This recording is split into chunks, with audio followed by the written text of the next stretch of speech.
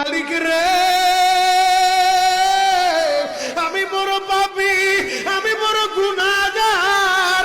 ও দয়ার আল্লাহ, আমি 10 বছর তোমার গোলামি করি নাই, আমি 20 বছর গোলামি করি নাই। আল্লাহ, আজকে মনিরুল ইসলাম শরীয়তপুরী আমার ভাই শুনে গেছে, তোমারে বন্ধু বানাইলে ওই জান্নাত পাওয়া যাবে। মালিক রে, তুমি আমারে দাও না মাফ কইরা। যুবক রে, যদি কেউ আল্লাহরে বন্ধু বানাইতে পারে, তার কোনো আর চিন্তা নাই, তার চিন্তার কারণ নাই গো বাবা।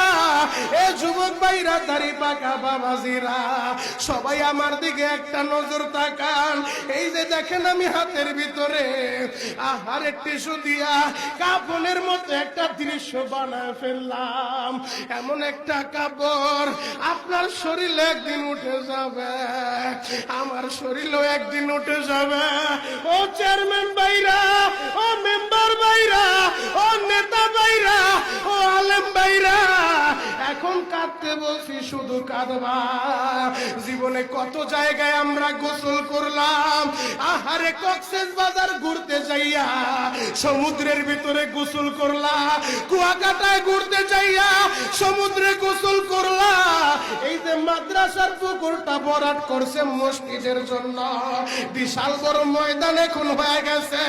এই পুকুরের ভিতরে কত মানুষ গোসল করছে, আবার পিছনে একটা বিরাট পুকুর হয়ে গেছে, ওই পুকুরে কত মানুষ গোসল করবে। ও সোনামুখীর বাবা গো, তোমার বাড়িতে নিজের টিউবওয়েলে কতদিন তুমি গোসল করছো?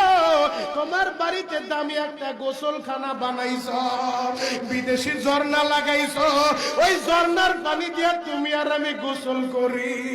এমন একটা দিন তোমারও আসবে।